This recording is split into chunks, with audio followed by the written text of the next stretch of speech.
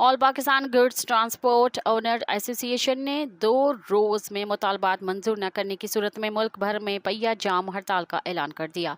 कराची में press conference करते हुए जनरल सेक्रेटरी अवीस चौधरी ने कहा कि पोर्ट पर हुकूमत के एक्सेल लोड कानून का नफाज को कदर की निगाह से देखते हैं, लेकिन हुकूमत कौमी शाहराहों पर भी एक्सेल लोड के कानून पर अमल दरामद को यकीनी बनाए।